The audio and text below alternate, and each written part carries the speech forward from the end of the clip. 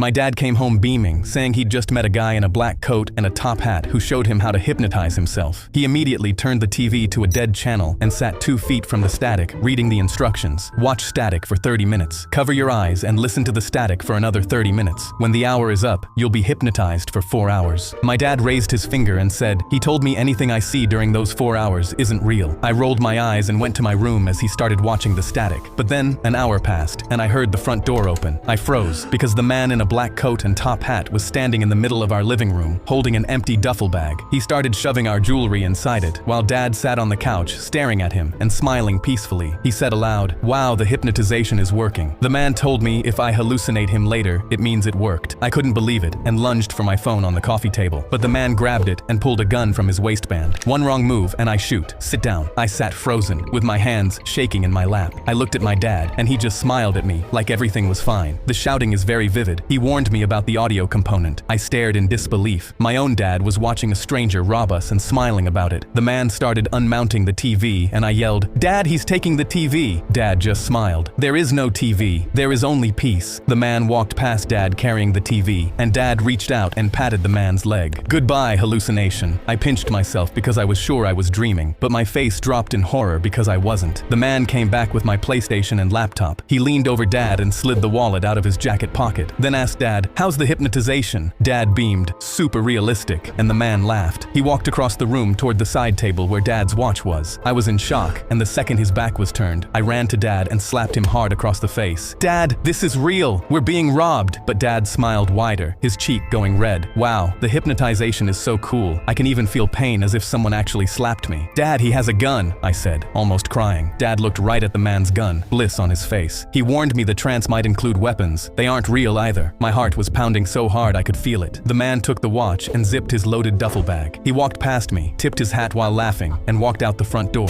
I sat there shaking, looking at half of our house cleared out. Everything was silent except for Dad humming on the couch, smiling at nothing. 4 hours later, the timer beeped. Dad blinked and stretched his arms. "Wow, that was vivid," he laughed. "I even saw him take our TV. The mind is amazing." He sat up and looked at the wall where our TV used to be. His smile faded. "Son, where's our TV?"